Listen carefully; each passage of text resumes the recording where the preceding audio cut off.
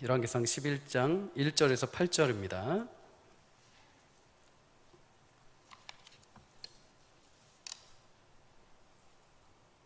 열왕기상 11장 1절에서 8절 한 절씩 함께 읽고 마지막 절은 함께 교독하겠습니다. 솔로몬 왕이 바로의 딸 외에 이방의 많은 여인을 사랑하였으니 곧 모압과 암몬과 에돔과 시돈과 헷 여인이라. 여호와께서 일찍이 이 여러 백성에 대하여 이스라엘 자손에게 말씀하시기를 너희는 그들과 서로 통혼하지 말며 그들도 너희와 서로 통혼하게 하지 말라. 그들이 반드시 너희의 마음을 돌려 그들의 신들을 따르게 하리라 하셨으나 솔로몬이 그들을 사랑하였더라. 왕은 후궁이 700명이요 첩이 300명이라 그의 여인들이 왕의 마음을 돌아서게 하였더라. 솔로몬이 나이가 많을 때에 그의 여인들이 그의 마음을 돌려 다른 신들을 따르게 하였으므로 왕의 마음이 그의 아버지 다윗의 마음과 같지 아니하며 그의 하나님 여호와 앞에 온전하지 못하였으니 이는 시돈 사람의 여신 아스타롯을 따르고 암몬 사람의 가증한 밀곰을 따름이라. 솔로몬이 여호와의 눈앞에서 악을 행하여 그의 아버지 다윗이 여호와를 온전히 따름같이 따르지 아니하고 모압의 가증한 그모스를 위하여 예루살렘 앞 산에 산당을 지었고 또 암몬 자손의 가증한 몰록을 위하여 그와 같이 하였으며 그가 또 그의 이방 여인을 위하여 다 그와 같이 한지라. 그들이 자기의 신들에게 분향하며 제사하였더라. 아멘. 오늘 본문 가지고 끝까지 의지하고 순종하는 승리라는 제목으로 함께 은혜를 나누겠습니다. 요즘 아시안게임이 한창 진행 중에 있습니다. 근데 이 아시안게임 종목을 보니까 예전하고 많이 달라졌더라고요. 예전에는 그냥 간단하게 뭐 축구, 탁구, 농구, 야구 이런 식으로 그냥 구기 종목만 많았는데 요즘에는 새로운 종목이 나왔습니다. e스포츠라고 해가지고 온라인 게임을 하고 그걸로 금메달을 따는 게 있습니다. 제가 종목을 보니까는 예전에 제가 어린 지 30년 전에 오락실 갔을 때 이렇게 있던 스트리트 파이터, 우리 젊은 남자 집사님들은 아마 기억하실 겁니다. 그게 이제는 1등 하면은 금메달을 딸 수 있는 정식 아시안 게임이 된 겁니다. 이럴 줄 알았으면 좀 열심히 해둘 걸 그랬습니다. 그러니까 여러분 30년 후에 어떤 일이 벌어질지 모릅니다. 지금 아이들 너무 오락한다고 너무 나무라지 마십시오. 지나고 나면 또 안 하겠죠. 또 나중에 그게 혹시 압니까? 정식 종목으로 채택돼서 엄마 나 금메달 땄어 이럴지 않겠습니까? 아시안게임 운동 경기를 보면서 가끔씩 저는 이렇게 도전과 깨달음을 얻게 됩니다. 한순간을 위해서, 한 경기를 위해서 정말 젊은 선수들이 수년간 땀 흘리고 노력한 것을 보면 나이를 떠나서 정말 존경심이 들 정도입니다. 근데 이렇게 경기를 보면서 한 가지 공통점을 제가 발견했어요. 뭐냐냐, 어떠한 선수도 자에게 허락된, 할당된 그 경기, 자신에게 주어진 그 시간을 잘 포기하지 않는다는 겁니다. 넘어져도 끝까지 달리고 꼴찌로 와도 끝까지 수용하고 계속해서 포기하지 않고 자신에게 주어진 시간을 계속 감당한다는 거죠. 심지어 이기고 있다 해서 자만하지도 않고 점수장 지고 있다 해서 포기하지도 않고 끝까지 자신에게 목표한 점을 위해서 최선을 향해 달려가는 것. 성도의 신앙생활도 이와 마찬가지일 거라고 생각이 됩니다. 성도에게 주어진 믿음의 경주는 사실 순위 싸움이 하는 건 아닙니다. 내가 누구보다 더 많이 했다? 누구보다 더 잘했다? 못했다? 누가 천국에 1등으로 들어왔다? 이런 순위 싸움이 결코 아니죠. 만약에 순위 싸움을 한다면 진짜 싸워야 될 대상은 바로 나 자신입니다. 끊임없이 이런 상황 저런 상황에서 하나님의 말씀을 굳건하게 묻고 믿음으로 걸어갈 것인지 아니면 돌아설 것인지 그래도 다시 회개하고 주님 앞에 나올 것인지 끊임없이 우리는 자신과의 싸움을 하는 거죠. 구원을 은혜로 얻은 하나님의 자녀로서 마땅히 성도에게 허락된 구원의 목표를 향해서 매일매일 하루하루마다 그 길을 걸어가는 것, 그것이 어떻게 보면 성도에게 주어진 운동 경기와 같은 마땅히 하나님의 백성이 걸어가야 될 신실한 믿음의 길인지 모릅니다. 때로는 사탄의 유혹으로 속도가 처질 수도 있죠. 때로는 은혜가 충만해서 막 빨리 달릴 수도 있습니다. 하지만 정작 중요한 것은 목표점을 향해서 꾸준히 일관되게 걸어가는 거죠. 수영 경기를 보니까 수영장 이 경기장의 거리가 50m 정도더라고요. 근데 이거를 1500m 왔다 갔다 몇 번을 해야 됩니다. 그죠? 얼마나 숨차겠습니까? 근데 이렇게 수영 경기를 보는데 잘하는 우승을 하고 그래도 메달을 따는 선수들을 보니까 한 가지 공통점이 있는데 이 50m 거리를 꾸준히 왔다 갔다 하는 겁니다. 뭐 한 번은 20초, 한 번은 40초 이게 아니라 꾸준히 20초, 꾸준히 20초를 왔다 갔다 계속 하는 거죠. 그래서 일정하게 과하지도 않고 줄어들지도 않고 자신의 페이스를 잃지 않고 정해진 속도로 반복하면서 계속 완주했을 때 목표한 그 목표점에 도달하게 됩니다. 이것을 신앙적으로 좀 표현해 보자면 한결같음이라고 할 수 있겠죠. 한결같음. 조금 지쳤다 다시 원래 속도로 복원할 수 있는 한결같음. 잠시 내가 다른 곳을 향했다 하더라도 다시 내가 원로의 목표점인 예수님을 향해서 갈 수 있는 한결같음. 이런 한결같은 꾸준한 신앙의 태도를 통해서 성도는 우리 앞에 당한 경주를 완주할 수 있는 것입니다.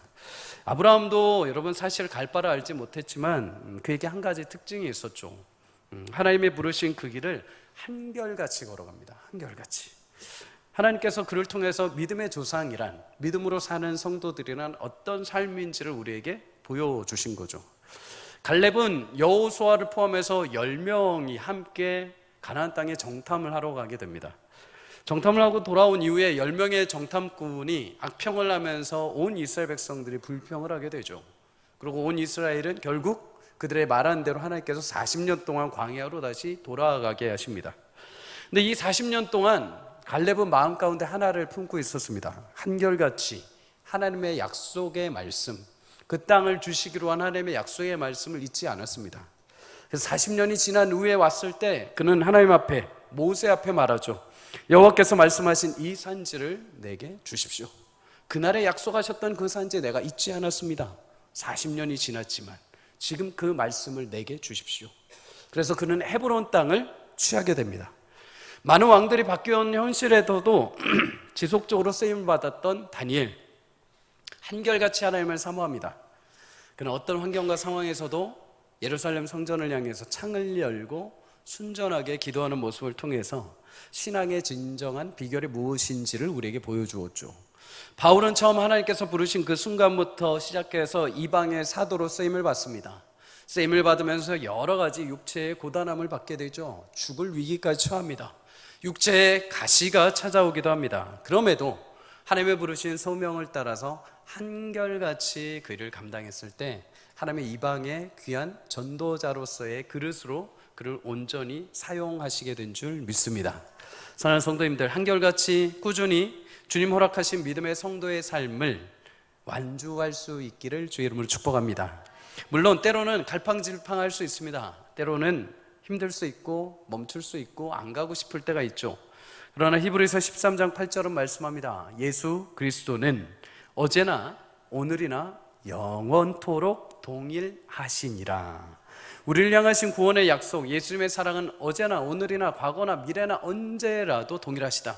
오늘 말로 따지다면 한결같으시다. 여러분, 우리가 한결같이 흔들리지 않고 믿음의 길을 걸어가는 것은 나의 어떤 뚝심에 의해서가 아닙니다. 나의 힘이 있어서, 나의 어떤 경력이 있어서, 나의 연륜이 있어서 가는 것이 아니라 나를 향한 예수님의 흔들리지 않는 약속이 있기에 오늘도 앞에 보이지 않는다 하더라도 내가 원하는 현실과 상황이 있지 않더라도 그 약속이 오늘도 변함없이 한결같으심을 알기에 그 예수님 붙들고 믿음으로 우리는 하루하루 걸어가게 되는 줄 믿습니다. 약속을 변개하지 않으시고 취소하지 않으시는 하나님의 그 신실하심, 약속하신 대로 성도의 삶을 이끄시고 완성하시는 그 놀라우신 주권을 가지신 한결같은 하나님을 붙들고 여러분 삶에 있어서 여러분 때로는 이런 일들 저런 일들이 올 때마다 한결같이 그럼에도 꾸준히 그 길을 걸어가시기를 주의 이름으로 축복합니다. 세상이 이렇다 하여, 사람들이 이렇다 하여, 세상의 소문이 이렇다 하여서 그런가? 저런가? 하고서 길을 쫑긋하고 그것을 내 것으로 취하면서 여러 갈래길에서 방황하는 것이 아니라 어떤 일이 있든지 간에 사람들이 얼마나 가든지 간에 사람들이 어떤 결정을 하든지 간에 나를 향한 하나님의 크신 사랑, 나를 절대 포기하지 않고 지명하시고 나를 끝까지 구원의 자녀 삼으시겠다는 확신의 그 약속의 말씀을 붙들고 오늘도 한결같이 뚜벅뚜벅 주의 길을 향해 믿음으로 걸어 영광스러운 주의 은혜에 함께 참여할 수 있는 복된 성도의 인생이 되시기를 주의 이름으로 간절히 축복합니다. 우리 그런 의미에서 좌우에 계신 분과 인사할까요? 당신은 늘 한결같으십니다. 시작. 당신은 늘 한결같으십니다. 네, 남편들 보시면서 아유 한결같아 이러지 마시고 한결같은 신앙, 그리고 꾸준한 성도의 삶은 하나님이 기뻐하십니다. 그리고 그런 성도의 삶을 하나님께서 눈여겨보시고 사용하시는 줄 믿습니다. 그런 의미에서 오늘 본문에 등장하는 솔로몬을 통해서 우리가 배우는 교훈이 몇 가지 있습니다. 오늘 본문 말씀은 열왕기상의 솔로몬의 마지막 내용이 담겨 있죠. 솔로몬이 오늘 이제 모든 내용들이 다 마무리되고 이제 그의 죽음까지 담겨 있는 11장의 내용입니다. 솔로몬의 마지막을 보면 그런데 한결같이 그 믿음을 지켰다고 말하기는 아쉬운 내용들이 조금 있습니다. 열왕기상 1장에서 10장까지를 보면 솔로몬이 하나님의 성전을 건축하고 그의 왕궁을 건축하죠. 그리고 하나님이 지혜 주신 지혜를 따라서 통치하면서 나라가 부강하게 됩니다. 천하태평한 모습을 보이게 되죠. 솔로몬에게 그러나 단순히 이 지혜를 통한 어떤 번영이나 어떤 화려함만 있는 것이 아닙니다. 오늘 11장에 보면 솔로몬에게 허락된 많은 지혜와 그 부와 권력으로 인한 폐해들이 등장합니다. 많은 아내들을 얻게 되고 또 그로 인해서 우상 숭배를 하게 되고 그로 인해서 하나님께서 대적을 일으키시는 장면이 11장에 담겨 있죠. 40년이라는 시간을 한결같이 믿음 안에서 걸어가길 하나님은 바라셨지만 솔로몬은 시간이 갈수록 그 기대에서 벗어나게 됩니다. 그만큼 한결같은 신앙을 지킨다는 것, 한결같이 하나님 앞에 살아간다는 것은 어떻게 보면 그 자체만으로도 성도에게 큰 은혜이고 굉장한 영광인지 모릅니다. 많은 것을 가지고 화려한 부를 얻었다 하더라도 끝까지 하나님과 한결같이 걸어가지 못한다면 그것만큼 비참한 것은 없죠.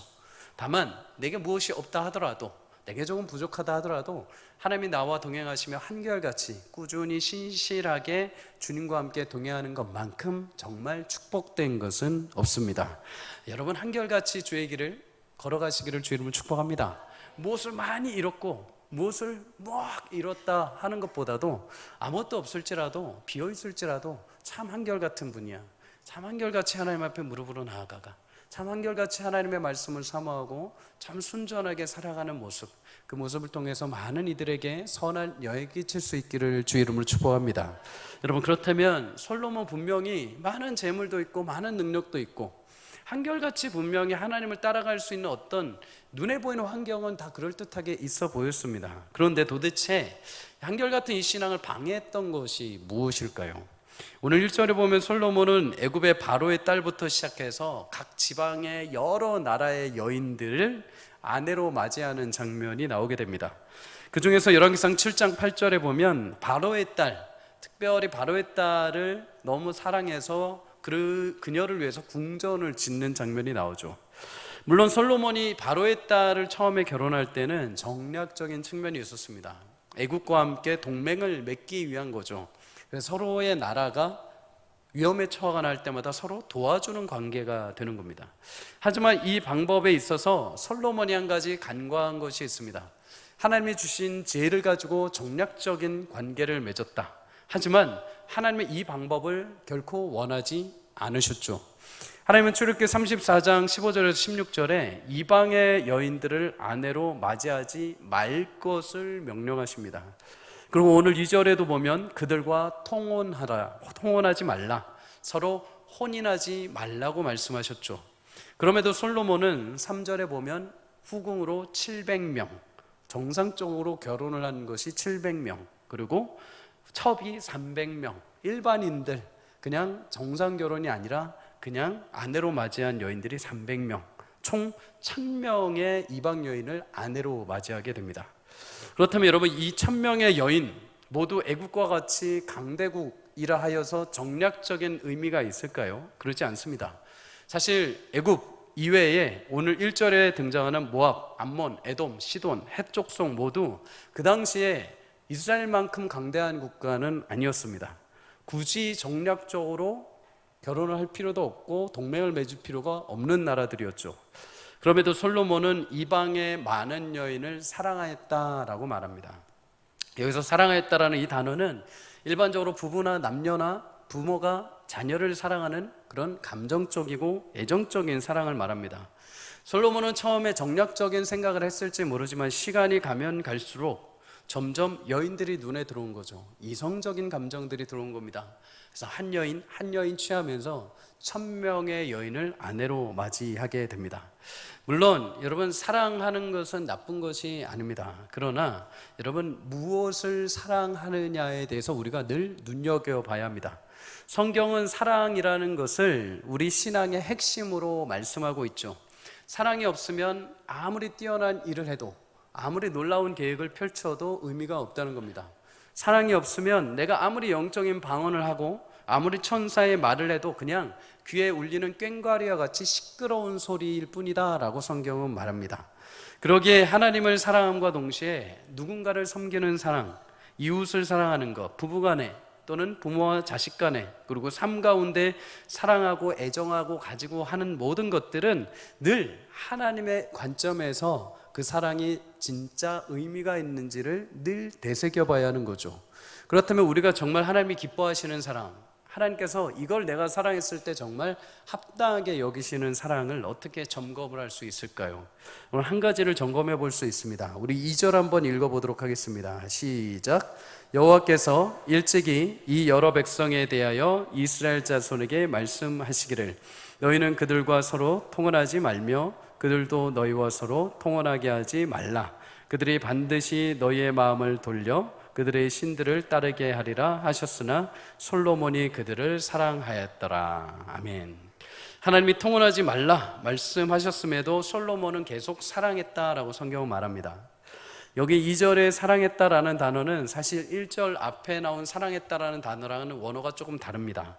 앞에 1절에 사랑했다라는 단어는 앞서 말씀드린 것처럼 좋은 감정이나 연애 또는 정말 좋아하는 감정으로 남자, 여자, 부모, 자식 간에 나오는 사랑이죠.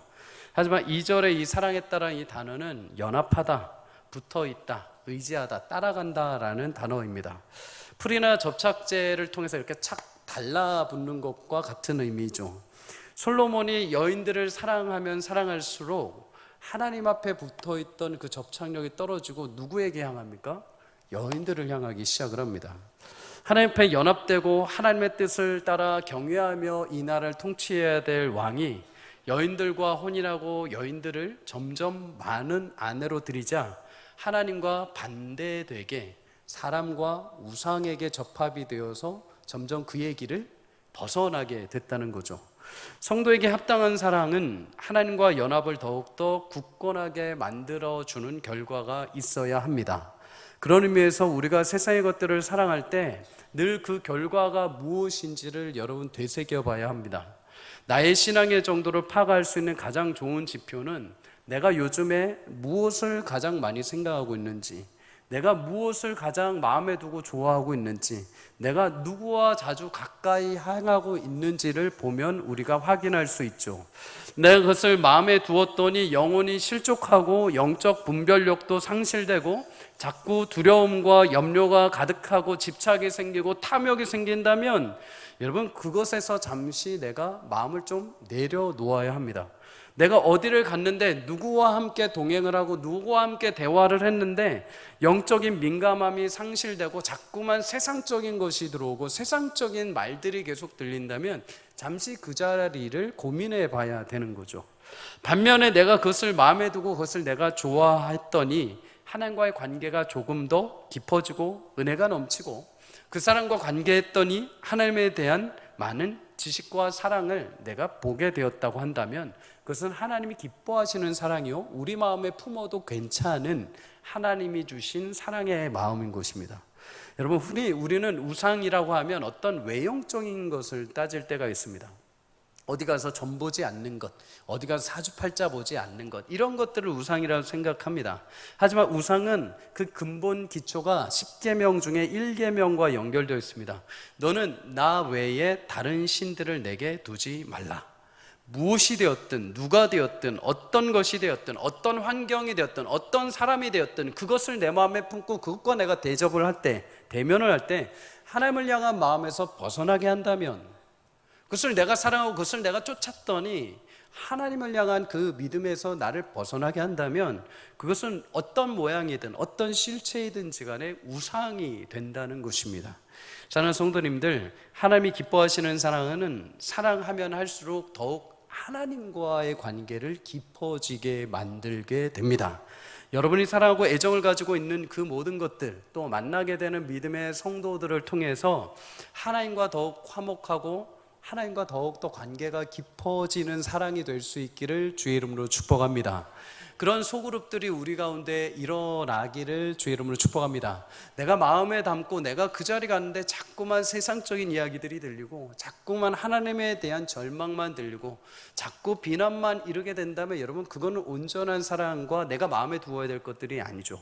그런데 어떤 것을 내가 마음에 품었더니 더 하나님을 바라보고 싶고, 어떤 것을 마음에 품었더니 하나님의 온전하심을 내가 생각하게 되었다면 그것은 마음껏 사랑하십시오. 마음껏 그 자리를 사모하십시오. 그럴 때 여러분, 그것을 통해서 하나님께서 여러분의 삶에 부족하고 여러분의 삶에 흘렸던 모든 영적인 은혜들을 새롭게 함께 덧입히며 채워가시는 은혜가 있을 줄 믿습니다. 하나님은 특별히 이스라엘 백성들이 가나안에 들어설 때 이와 관련해서 주의해야 될 세 가지를 말씀하셨습니다. 신명기 17장 15절에서 17절을 보면, 첫째는 병마를 많이 두지 마라, 둘째는 아내를 많이 두지 마라, 셋째는 자기를 위하여 은금을 많이 쌓아두지 마라. 병마는 큰 힘과 권력이 될 수 있죠. 아내는 다르게 표현하자면 성적인 쾌락이 될 수 있습니다. 은금은 재물이 될 수 있죠. 하나님은 약속의 땅 가나안에 들어갔을 때 너희가 왕을 세우고 나라와 민족을 세웠을 때 이 세 가지를 많이 쌓아두지 말 것을 말씀합니다. 왜 그럴까요? 여러분, 우리는 없고 궁핍하면은 심령이 가난해집니다. 하나님 앞에 나를 불쌍히 여겨달라고 합니다. 근데 사실 그게 우리의 원초적인 본질적인 모습이죠. 하나님께서 일방적으로 구원하신 그 은혜의 사랑과 그 관계를 보면 일방적으로 우리는 긍휼을 얻어야 되는 존재들입니다. 우리를 건져주신 그 은혜를 매일같이 상기해야 되는 존재들이죠. 근데 하나님께서 그것을 이제 부어주시고 채워주시고 그것을 자리를 그릇하게 하시면 이제 그때부터 우리의 마음이 어떻게 됩니까? 그게 이제 약간씩 높아집니다. 이게 내가 해서 그런 거고 나의 능력이고 이것이 내 힘인 것처럼 생각을 하게 되는 것이죠. 근데 여러분, 병마와 여인과 재물, 이 모든 세 가지는요 가장 큰 세상의 힘 중에 하나입니다. 사람을 조종할 수 있죠. 나라를 움직일 수가 있습니다. 그러다 보니까 이거를 가지고 내가 마치 모든 것을 다 할 수 있는 것처럼 착각을 한다는 것입니다. 그런데 시편 33편 16절은 분명히 말씀합니다. 많은 군대로 구원 얻은 왕이 없으며 용사가 힘이 세어도 스스로 구원하지 못하는도다. 17절에 구원하는 데에 군만 헛되며 군대가 많다 하여도 능히 구하지 못하는도다. 성경은 그 많은 것들이 하나님께서 주신 선물일 뿐이지 그것이 너희가 의지할 대상이 아니라는 것입니다. 그것이 아무리 많아도 그것이 너희의 인생을 책임지지 않는다는 것이죠. 하나님은 이것에 있어서 오류가 생기지 않도록 너희가 스스로 그것을 많이 두지 말라고 합니다. 괜히 그것을 의지하고 괜히 그것을 가짐으로 교만해져서 하나님과 떨어지지 않기를 바라신 거죠. 다윗은 그래서 이 부분에 있어서 참 잘했죠. 그가 많은 말들을 가지고 있었는데 많은 말들의 뒤에 심줄을 다 끊어버리게 합니다. 왜요? 나는 병마를 의지하지 않겠다는 거죠. 나의 능력은 하나님께 있다는 겁니다. 하나님이 주신 것이요, 하나님께서 세우신 나라요, 하나님이 나를 통치하신다면 어떤 일이 있든지 간에 병마와 무관하게 하나님이 승리하게 하신다는 것이죠. 사랑하는 성도님들, 오늘도 우리 심령 가운데 이 세 가지, 병마, 또 성적인 쾌락, 은금이 나의 삶을 보장하는 것이 아니오, 오직 하나님께서 내 인생을 통치하시고 주장하신다는 것을 확신할 수 있기를 주 이름으로 축복합니다. 여러분, 솔로몬은 이 세 가지를 가지게 됩니다. 안타까운 건지 좋은 건지 모르겠는데 이 세 가지를 다 누리게 되죠. 근데 이것을 누렸을 때 어떻게 되었을까요? 열왕기상 10장 26절에 보면 솔로몬이 병과 마병을 얻게 됐는데 병거가 1,400대, 마병만 12,000명입니다. 이거를 다 두고 진영을 채울 수 없기에 병거성을 따로 만들어서 그 무기들을 채우게 되죠. 또한 그 땅에 은과 금이 얼마나 많은지 은이 길거리에 돌같이 흔할 정도였다고 합니다. 그리고 오늘 본문에 1000명의 여인을 그의 아내로 맞이하게 되죠. 이 세 가지는 존재나 모양은 다르지만 모두 똑같은 현상을 일으키게 됩니다. 대표적으로 이 여인들을 통해서 우리가 알 수 있죠. 오늘 본문 4절을 함께 읽어보도록 하겠습니다. 시작. 솔로몬의 나이가 많을 때에 그의 여인들이 그의 마음을 돌려 다른 신들을 따르게 하였으므로 왕의 마음이 그의 아버지 다윗의 마음과 같지 아니하여 그의 하나님 여호와 앞에 온전하지 못하였으니. 아멘. 세 가지의 공통점, 그것은 바로 하나님을 향했던 마음을 돌아서게 만든다는 것입니다. 여인들은 정략 결혼을 하면서 자신의 물질, 자신의 종들만 데려오지 않았습니다. 자신의 나라에 섬기던 신들, 우상들까지 이스라엘 나라로 모두 가져오게 되죠. 그래서 하나님만 유일하게 섬기던 이스라엘이 처음에는 10개의 우상, 그 다음에는 50개, 그 다음 100개, 500개, 1000개의 우상이 세워지는 혼합주의 신앙의 나라가 되어버렸습니다. 솔로몬은 이제 그 우상으로 인해서 마음이 하나님께 접하여 떨어지지 말아야 하는데도 불구하고 확 떨어지게 되죠. 그리고 1000개의 우상들에게 마음이 붙이고 1000개의 우상을 섬기게 됩니다. 심지어 7절에 보면 그 많은 가증한 신들의 우상을 예루살렘 앞에 있는 산 감람산에 산당들을 지어주었다라고 말씀합니다. 여러분, 거룩한 제사가 이루어지는 예루살렘 성전, 매일 아침과 저녁에 하나님 앞에 번제로 화목제로 드리며 하나님 앞에 영광을 돌리는 성전 바로 앞산에 수많은 우상들의 산당이 세워져 그곳에 동물의 제사, 사람들의 모든 쾌락적인 제사들, 모든 인간의 그릇된 모든 제사들이 함께 병행해서 양쪽에서 드려지는 비참한 모습을 보게 된 것이죠. 여러분, 시편 121편 1절에서 2절은 이렇게 말씀을 합니다. 내가 산을 향하여 눈을 들리라. 나의 도움이 어디서 올까? 나의 도움이 천지를 지으신 여호와에게서로다. 아멘. 예루살렘의 수많은 산재를 바라보면서 이스라엘 백성들이 예루살렘 성전에 예배를 하러 올라갈 때 불렀던 찬양입니다. 그들이 도울 만한 신이 누가 있는가? 온 천지 만물 신을 보았을 때, 산을 보았을 때 우리를 도울 만한 신은 없다. 우리의 신은, 우리를 도우시는 분은 천지 만물을 주관하시는 여호와 하나님이시다. 사랑하는 성도님들, 우리의 유일한 도움과 우리의 힘은 여호와 하나님이신 줄 믿습니다. 세상 팔방을 돌아보고 여러 가지 어디를 찾아가도 여러분의 인생을 도와주고 여러분의 인생을 책임질 것은 아무도 없습니다. 오직 나를 창조하시고 나를 태에서부터 예정하신 그 하나님, 나를 모태에서부터 이미 나를 조성하시고 나를 만드시고 이 땅에서 나의 삶을 주관하시기로 작정하신 그 하나님이 우리의 창조주여 우리의 도움이 되시는 줄 믿습니다. 여러분, 그런데 그렇게 예루살렘을 향해 예배하러 올라가던 고백하던 그 시편의 노래에 등장했던 그 산들에게, 그 산들 가운데 아무것도 없던 그 산에 지금 무엇이 세워졌습니까? 우상의 산당들이 세워졌습니다. 이제는 하나님만이 아니오, 저 우상 산당, 저 산에 세워진 수많은 산당들이 우리의 힘이 될 것이다 라고 솔로몬부터 시작해서 이스라엘이 변형되어 버린 것이죠. 여러분, 결국 이로 인해서 4절에 솔로몬이 어떻게 되었냐라고 말할 때 그의 아버지 다윗의 마음과 같이 아니하여 그의 하나님 여호와 앞에 온전하지 못하였다라고 말씀합니다. 여러분, 여기서 온전하다라는 이 단어를 히브리어로 샬렘이라고 합니다. 샬렘, 많이 들어보셨죠? 여기서 샬롬이 나옵니다. 평안. 하나님의 사랑 앞에 하나님과 연합되어서 이 샬렘, 솔로몬, 샬렘, 이 평안을 누려야 될 왕이 하나님 앞에 떨어져서 진정한 평안을 잃어버리기 시작한 겁니다. 성도님들, 오늘도 우리도 그럴 수 있습니다. 내가 하나님 앞에 예배의 자단을 쌓고 하나님을 믿음과 동시에 나의 반대편 산에서는 여전히 우상의 제사가 일어날 수 있습니다. 여전히 내 한편에서는 예수님을 신뢰함과 동시에 여전히 한 다른 산에서는 여전히 세상의 것들에 대해서, 세상의 힘과 권력과 쾌락과 세상의 물질과 세상의 과학과 세상의 여러 가지를 여전히 붙들고 병행하면서 솔로몬과 같이 살아가고 있는지는 모르겠습니다. 그러나 성도님들, 오늘 분명하게 그 땅 가운데 유일하게 도우시는 분은 하나님이신 줄 믿습니다. 하나님을 다시 우리의 존전 앞에 영원한 구주로 모실 수 있기를 주의 이름으로 축복합니다.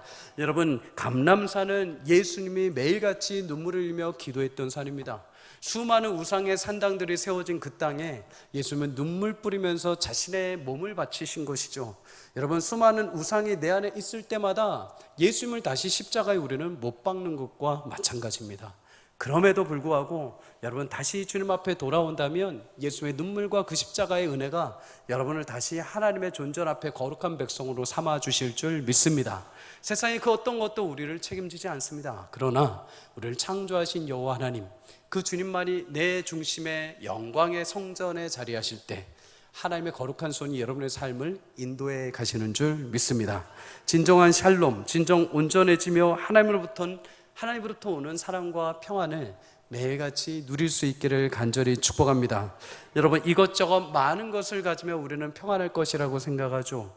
이것 있으면 저것 있으면 내가 능력이 있을 것이고 내가 흔들리지 않을 거라고 생각할 수 있습니다. 그러나 여러분, 오히려 많은 것들이 하나님을 향한 눈에서 우리 가운데 시야를 흐리게 하기도 합니다. 처음에 하나님을 향했던 마음을 흐트러뜨릴 수 있죠. 솔로몬도 그랬습니다. 처음에 하나님 내게 듣는 마음을 주십시오. 내게 하나님의 마음을 듣고 사람들의 말을 들어서 온전하게 통치할 수 있는 지혜의 마음을 주십시오. 하나님만 바라보았을 때 하나님만 의지했습니다. 하나님으로부터 주시는 지혜로 그 땅을 통치했죠. 그런데 여러분, 그 마음에 우상이 들어오면서 어떻게 합니까? 하나님으로부터 돌아서게 됩니다. 여러분, 우상이라는 것, 세상의 죄라는 것이 그만큼 위험한 것입니다. 내가 두 가지를 병행할 수가 없는 겁니다. 결국에 두 가지를 병행하다가 어디로 기울게 됩니까? 세상 쪽으로, 우상 쪽으로 접하게 되는 거죠. 그래서 하나님은, 여러분, 예수님은 두 가지를 우리가 마음에 품을 수 없다고 말씀하신 것이죠. 성도님들, 우리 마음 가운데 하나님만 붙들고 하나님께 접할 수 있기를 주의 이름으로 축복합니다. 여러분, 세상으로 인하여 하나님께서 하나님으로부터 우리를 멀어지게 만든 것들을 여러분 신약에서 세 가지를 이렇게 다시 정리를 합니다. 요한일서 2장 16절 함께 읽도록 하겠습니다. 시작. 이는 세상에 있는 모든 것이 육신의 정욕과 안목의 정욕과 이생의 자랑이니 다 아버지께로부터 온 것이 아니오 세상으로부터 온 것이라. 아멘. 육신의 정욕은 성적인 쾌락이 될 수 있죠. 안목의 정욕은 내 눈에 보이는 재물이요 은금이 될 수 있습니다. 그리고 이생의 자랑은 남들에게 자랑할 만한 힘과 권력으로 말할 수 있습니다. 여러분, 이 세 가지만 있으면 우리는 참 평안할 거라고 생각하죠. 특별히 그렇습니다. 지금 세대는 이제 내가 먼 미래를 준비하기보다는 그냥 지금 당장 나를 좀 즐기고 나를 좀 만족해하고 나를 좀 쉬게 하고 그런 것들에 더 집중이 되는 것 같습니다. 물론 이해는 합니다. 하지만 그렇다 하여서 유일하신 하나님을 향한 나 외에 다른 신을 두지 말라 하는 그 명령을 어기면서까지 다른 것을 허용하신 것은 결코 아닙니다. 많은 것을 두었을 때 여러분 어떤 결과가 있을까요? 우리가 그렇게 원했던 것들, 세상의 쾌락과 내 눈에 보이는 자랑과 우리 인생의 자랑들을 내가 취했을 때 어떤 일들이 발생했을까요? 여러분, 사울은 왕위에 오르자마자 블레셋과 아말렉 전투에서 대승을 하게 됩니다. 점점 승리의 승전보가 울리자 자신의 왕위가 굳건하게 되죠. 하지만 그렇게 왕위가 굳건해질수록 사울은 자신의 힘과 권력을 가진 이생의 자랑과 자신의 눈에 보이는 재물의 욕심을 따른 안목의 정욕에 사로잡히게 됩니다. 사무엘상 15장에 보면 아말렉과 전투가 나오는데 하나님이 모든 탈취물을 다 진멸하라고 말씀합니다. 너희 가운데 부정한 것은 결코 놓지 말고 모두 다 진멸해라. 이것이 나 여호와 하나님의 명령이다. 왕은 하나님의 명령을 따라서 그날을 통치해야 되는 중개인입니다. 그런데 어느 순간 그가 자신이 하나님 자리에 서게 됩니다. 이거 너무 아깝습니다. 이거 있으면 내게 좋을 것입니다. 그래서 그는 하나님 몰래 어린 양, 소, 좋은 것, 기름진 것, 눈에 보이는 좋은 것을 자신의 품 안에 남기게 됩니다. 그리고 갈멜에 이르러서 자기를 위해서 기념비를 세우게 됩니다. 하나님께서 지금까지 내게 인도해 오신 그 모든 영광의 은혜를 자신의 이름을 담은 기념비를 통해서 자신이 가로채게 되죠. 그로 인해서 사울은 그 왕위에서 하나님으로부터 폐위당하게 됩니다. 다윗도 마찬가지죠.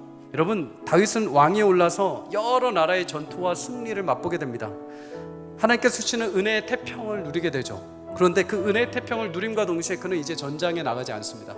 이제 더 깨어서 하나님을 위해서, 이스라엘을 위해서 더 이상 싸우러 나가지 않습니다. 그는 이제 성전에 자신의 왕궁에 앉아서 천하태평하게 옥상에서 여유를 누립니다. 그런데 그때 무슨 일이 발생합니까? 그때 밧세바 여인을 보게 되죠. 그리고 그 아름다움에 쾌락에 빠지게 됩니다. 결국 육신의 정욕을 이기지 못하고 그는 밧세바를 궁으로 불러들여서 그 밧세바를 취하고 그 죄를 덮기 위해서 전장에서 싸우고 있는 충성스러운 그의 남편 우리아를 그는 살인하게 되는 범죄를 저지르게 됩니다. 여러분, 흔히 우리는 세상의 사람들이 말하는 것들을 다 가지면 행복할 거라고 말하지만 오히려 그것을 취함으로 인해서 오히려 우리에게 많은 도전과 우리를 흐트러뜨리는 일들이 있습니다. 성도님들 기억하십시오. 하나님께서 무엇인가를 많이 부어주시면 그렇게 많이 부어주신 만큼 우리에게 시험은 똑같이 다가옵니다. 내게 이만큼의 것들을 내가 취하고 내가 이만큼의 어떤 자리에 오르게 되면 그만큼의 많은 유혹과 시험들이 우리 가운데 찾아오게 됩니다. 많은 그만큼의 책임과 의무가 우리 가운데 주어지는 것이죠. 여러분, 다른 말로 말하면 하나님을 온전히 의지해야 될 사람들이 많은 것들이 주어지면 그만큼 흔들릴 수 있다는 것입니다. 사울과 다윗, 솔로몬, 당대 위대했던 왕들조차도 그게 흔들렸습니다. 모두 육신의 정욕, 안목의 정욕, 이생의 자랑, 세 가지에 모두 다 걸리게 되죠. 그런데 여러분, 동일하게 문제가 발생했지만 유일하게 딱 한 사람의 삶에 대해서 성경은 그는 온전하였다라고 말합니다. 모두 다 실수했는데 어떻게 온전하였다? 그는 바로 다윗입니다. 다윗은 사울과 솔로몬과 같이 실수를 분명히 했습니다. 그런데 다윗은 마지막에 어떻게 할까요? 자신의 죄 이후에 하나님 앞에 그 죄를 자복하게 됩니다. 자복했다는 것은 다시 하나님만이 나의 주인이심을 고백하고 마음을 돌이켰다는 거죠. 시편 57편 10절에 말합니다. 하나님이여, 내 속에 정한 마음을 창조하시고 내 안에 정직한 영을 새롭게 하옵소서. 내가 이 자리를 탐내고 이 자리의 권능과 능력을 가지고 내가 육체의 정욕과 쾌락을 탐했더니 그게 나를 살린 것이 아니라 나를 죽음의 길로 인도했다는 겁니다. 하나님이 기뻐하시는 것이 아니오, 나의 영원한 구주는 하나님이심을 다시 고백하며 회개의 자리에 들어섰을 때 하나님은 그의 모든 과거의 죄를 덮으시고 그가 내 앞에 온전하였다. 그가 다시 마음을 돌이켜서 내 평안 가운데 거하였다. 그래서 다윗이 죽는 그날까지 하나님은 약속하신 대로 그의 왕위를 지켜주십니다. 심지어 솔로몬이 그렇게 실수함에도 불구하고 하나님이 다윗에게 약속하신 대로 솔로몬을 내 아들 삼을 것이다. 솔로몬을 내가 직접 기르고 내가 인생의 막대기와 책찍이로 내가 그를 길러갈 것이다. 그의 왕위를 내가 끝까지 보존할 것이다. 솔로몬이 실수했음에도 다윗과 맺으신 언약을 끝까지 지켜주신 것을 보게 됩니다. 사랑하는 성도님들, 우리 인생의 모든 유혹과 시험과 여러 가지 일들이 여러 가지 내 손에 붙잡히는 것들 아니라 하나님만 의지할 수 있기를 주 이름으로 축복합니다. 때로는 그것을 의지해서 우리가 다른 길을 갈 수 있습니다. 지금 내 안에 두 마음이 있을 수 있습니다. 그래도 괜찮습니다. 하나님만이 나의 영광입니다. 하나님만이 나의 창조주요 나의 든든한 반석이십니다. 하나님, 내 안에 정직한 영을 새롭게 하여 주옵소서. 그럴 때 하나님은 다시 하나님의 평안의 그늘 가운데 여러분들을 주의 은혜로 다시 불러 하나님의 길을 걷게 하실 줄 믿습니다. 어떤 목사님이 장교 출신이신데 이런 고백을 했습니다. 공수 기초 훈련을 하는데 헬링기 모형탑에서 이렇게 레펠 훈련을 하는 게 있습니다. 아마 우리 남자 성도님들은 아마 해보셨을 겁니다. 13m, 14m 정도의 이 탑 위에서 줄 하나 붙들고 이렇게 내려온다는 거 굉장히 다리가 떨립니다. 저도 막상 딱 올라갔을 때 하는데 이 정도야 하는데 끈을 붙잡고 이렇게 막상 이렇게 몸이 공중으로 뜨니까 막 부르르 떠는 겁니다. 정말 부끄러울 정도로 막 불불 떠는 겁니다. 근데 이 목사님이 이렇게 뛰어내리려고 하니까 조교가 너무 무서우니까 너희들이 뛰어내릴 때마다 사랑하는 사람의 이름을 불러라. 사랑하는 사람의 이름을 부르고 뛰어내라. 그러면은 조금 덜할 거다. 이렇게 얘기를 한 겁니다. 그때 이 목사님이 궁금했던 사람이 있다고 합니다. 자기랑 이렇게 훈련을 받는데 옆에 있는 병사가 궁금했답니다. 왜냐하면 이 병사는 계속 훈련을 받는 내내 여자들 계속 편지를 해오는 겁니다. 근데 이름이 계속 바뀌었다고 합니다. 많은 여인들과 계속 교제를 한 거죠. 도대체 쟤는 뛰어낼 때 누구 이름을 부를까? 궁금했다고 합니다. 근데 그 병사가 뛰어내릴 때 누구의 이름을 불렀을까요? 네, 엄마 하고 뛰어내렸다고 합니다. 엄마. 여러분, 많은 애인은 필요치 않습니다. 결정적인 순간에는 딱 하나만 필요합니다. 우리 삶의 한평생 한결같이 우리에게를 인도해 가시는 분, 처음과 끝이요 마지막이요 모든 것을 완성하시는 그 하나님, 그 하나님만이 우리의 모든 영생의 끈인 줄 믿습니다. 여러분, 우리를 끝까지 붙드시고 완성하실 분은 세상에 이것저것이 아니라 오직 하나님이십니다. 그래서 솔로몬은 전도서 12장 1절에서 2절에 그의 노년의 마지막에 이렇게 성도들에게 권면합니다. 함께 읽어봅니다. 시작. 너는 청년의 때에 너의 창조주를 기억하라. 곧 곤고한 날이 이르기 전에 나는 아문하기 없다고 할 해들이 가깝기 전에 해와 빛과 달과 별들이 어둡기 전에 비 뒤에 구름이 다시 일어나기 전에 그리하라. 아멘. 곤고한 날이 이르기 전에, 우리가 다시 주님 앞에 돌아서기 어려운 그 시점이 오기 직전에 여러분, 우리의 삶이 계속 하나님 앞에 돌이킬 수 있다는 것은 여전히 하나님이 여러분과 저에게 기회를 주시고 은혜를 주시고 하나님이 함께 하심을 다시 확신하게 하시는 시간들인 줄 믿습니다. 솔로몬에게 그 뒤에 보면 하나님께서 두 번이나 그에게 찾아가십니다. 계속 말씀하시고 계속 그에게 깨닫게 하시는 거죠. 지금도 하나님은 우리 가운데 영원한 안식처요, 우리를 한결같이 이끌어 가시는 분은 하나님 되심을 알게 하시는 줄 믿습니다. 나 외에 다른 신을 두지 말라. 이것은 단순히 다른 것 사랑하라는 것이 아닙니다. 너를 진짜 보호하고 너를 끝까지 사랑하고 너를 외면하지 않고 너를 포기하지 않는 자는 오직 나 여호와 하나님밖에 없다. 내가 너를 책임질 것이다. 그러니 나를 보아라. 성도님들, 한 주 동안에도 삶 가운데 여러 가지 내가 품고 있는 것들, 그것이 나를 하나님 앞에 인도한다면 좋습니다. 하지만 그것이 하나님과 나를 갈라놓고 접해 있던 하나님의 평안을 상실하게 만들고 불안하게 만들고 나를 염려하게 만든다면 다시 하나님 앞에 나아오십시오. 하나님이 진정한 참된 샬렘의 은혜로 여러분의 삶을 이끌어 가시는 주인 되시는 줄 믿습니다. 그 하나님을 붙들고 담대하게 한 주를 살아 오늘도 마지막 끝날 한결같이 그 길을 뚜벅뚜벅 걸어 영광의 귀한 금메달이 아니라 더 영광스러운 영광의 면류관을 함께 취하는 저와 여러분의 인생이 되시기를 주의 이름으로 간절히 축복합니다. 함께 우리 찬양하고 하나님 앞에 예물 올려드리겠습니다.